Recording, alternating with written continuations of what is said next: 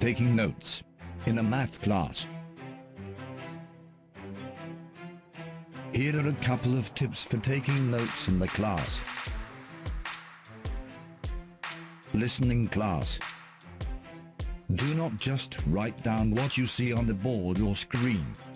No instructor is going to write down every word they say, and sometimes the important ideas won't get written down. Write down explanatory remarks.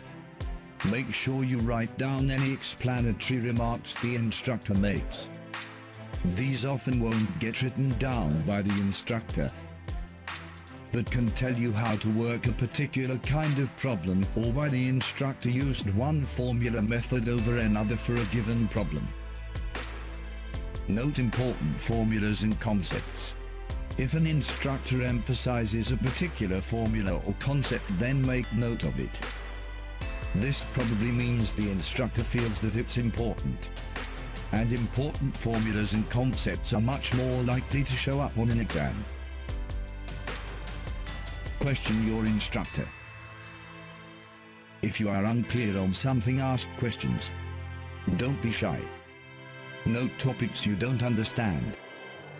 If you are having trouble understanding something being presented, note that in the margin, and at least write down the keywords. Leave yourself a couple of lines so you can fill in the missing details later, once you've gotten help to understand the concept. Review and edit your notes. As soon you can after class, go back over your notes. Look for any errors and or omissions. Fill in any information you didn't have time to write down in class. Review regularly. At regular intervals, sit down and review your notes so that you can learn and retain the information. Remember that this information will probably be required down the road, so it's best to learn it as soon as possible.